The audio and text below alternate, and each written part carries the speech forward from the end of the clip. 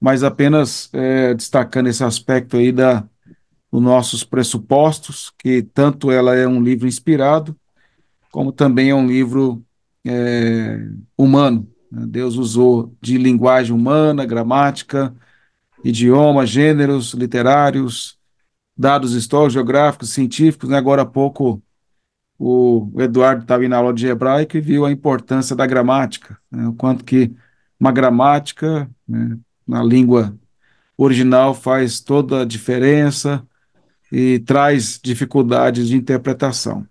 E também mostra profundidade, né, na interpretação do texto. Então, nós trabalhamos desta maneira e, e não podemos ir para o extremo de considerar a Bíblia só a questão sobrenatural e desprezar a parte que Deus utiliza, que é a linguagem humana, como também não podemos só considerar a parte humana sem crer e defender a autoria inspirada, né? E é o que os liberais fazem, né? Eles enfatizam a parte humana. E aí eles trabalham só isso e esquecem ou abandonam completamente a questão da inspiração, do sobrenatural. Então, a nossa visão é essa unidade de ação divina e ação humana, Deus usando os homens como instrumentos. Opositores da Bíblia. Eu coloquei essa imagem aí, né? Também é a busca por imagens adequadas, né, que transmitem alguma coisa, né? Mas essa é a visão do ateísmo, né? É uma imagem que foi feita pelos ateus. Então, o homem seria aí vindo do macaco aí, do primata aí, e querendo banana, depois quer a religião, aí vai Israel, né? Cristianismo, Islã, e agora a ciência, né? Essa é a visão. O homem é a autonomia humana, é a libertação da razão e sem as amarras da religião. E isso começou no período do Iluminismo, Renascença também, mas mais o Iluminismo e os liberais se desenvolveram, vamos dizer, nesse contexto. Os críticos partem do pressuposto de pressupostos naturalistas, ou seja, eles negam o sobrenatural, tudo é fruto de uma evolução que não tem objetivo, não tem propósito algum, mas criou, posso dizer assim, causou pessoas com propósito, pessoas com objetivo, que somos nós. Então, completamente ilógico, mas é isso que eles defendem. Eles ignoram evidências científicas, históricas e arqueológicas a respeito das escrituras, tudo aquilo que vamos dizer, se o camarada ele é um intelectual honesto, ele pode ser um ateu, mas ele é honesto, ele vai pelo menos olhar para a Bíblia e dizer assim, se ele é um arqueólogo, eu vou ver se realmente o que a Bíblia está dizendo é verdade, embora eu não creia que ela é palavra de Deus, que Deus exista, que tenha qualquer tipo de revelação, coisa desse tipo, mas ela é um livro histórico, é um livro antigo, né, e trata de povos antigos. Então, ela pode estar falando a verdade, ou ter partes dela que sejam verdadeiros. Por exemplo, quando a Bíblia fala dos hititas, do Império Hitita, que é do período de Abraão ali, o auge do Império. Então, os hititas ficavam ali na região da Turquia, pegando a Mesopotâmia, e eram ali os rivais dos egípcios.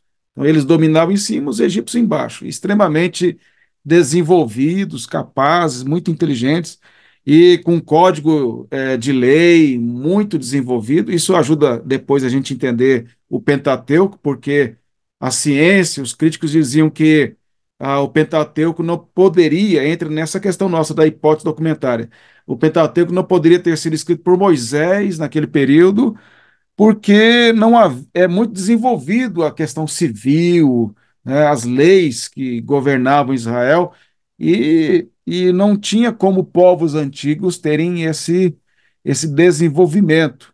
E aí eles desconsideravam qualquer ideia de um povo hitita existir, antes mesmo ali de Israel. no período patriarcal, com leis tão desenvolvidas. E a questão da relação entre rei, suzerano e vassalo, que é a base da aliança, que Deus utiliza essa figura, né? Quando Deus fala para Abraão lá, no em Gênesis 15, partir os animais no meio e passa a tocha no meio ali, aquela é uma cena, era entendida na época, praticada pelos hititas, como sendo uma aliança feita, e quem desobedecesse aquela aliança iria colher as maldições, ou seria partido ao meio. E ali era feita uma aliança entre um rei maior e um rei menor, que se encontravam no meio. Os animais faz um corredor, a metade do animal para um lado, metade para o outro, passava no meio e eles se encontravam ali e ali faziam uma aliança, né? A maneira como Eliezer fez lá com Abraão. E, e aí então assumir as maldições da quebra da aliança, caso o rei menor fizesse isso, vem dos hititas. Só que ali no caso de Abraão e em Gênesis 15, é Deus que é o rei, lógico, Deus é o rei maior, é o suzerano, ele ordena partir os animais ao meio e, e há trevas, né, naquele momento ali, e não é Abraão que vai encontrar com Deus no meio, Deus passa no meio sozinho. O fogareiro que passa ali é Deus passando. E qual que é a mensagem disso? Deus assumindo as maldições da quebra da aliança dos descendentes de Abraão. E ali é Cristo quem passa no meio. Então ali já é apontando para a cruz, apontando já para as maldições que estariam sobre ele, como Isaías fala no Isaías 53, que levou sobre si, né, as nossas maldições, o castigo que estava sobre ele nos trouxe a paz.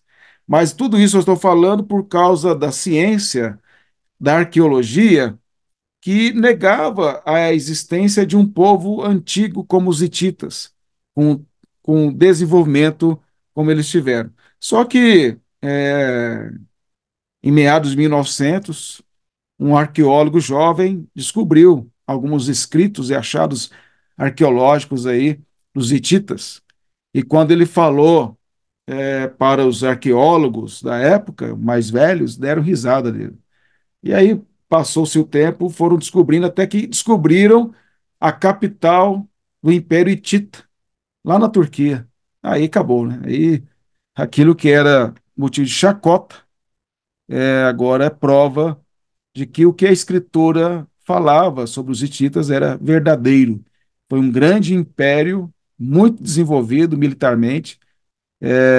Inclusive, se vocês analisarem bem, lá Urias, o Eteu, né? Eteu é hitita.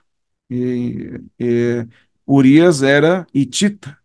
Só que naquele momento os hititas não eram mais poderosos como eram na época de Abraão, mas ainda era um povo de grandes guerreiros, de um grande treinamento militar. Os hititas, no auge do seu império, nunca perderam uma batalha. Foram os assírios que conseguiram destruir o império e vencê-los assim, é, por causa de guerra civil dos hititas, os assírios conseguiram vencer. Mas antes disso nunca tinham perdido nada. Então, Urias era heteu, e depois que eu vi pesquisando sobre os hititas, porque eu estou fazendo outra apostila de teologia bíblica, e aí a aliança tem tudo a ver com os hititas, porque Deus usa essa maneira da aliança que era feita na antiguidade para mostrar a sua aliança, né? Então você só vai entender a aliança se entender um pouquinho dos hititas.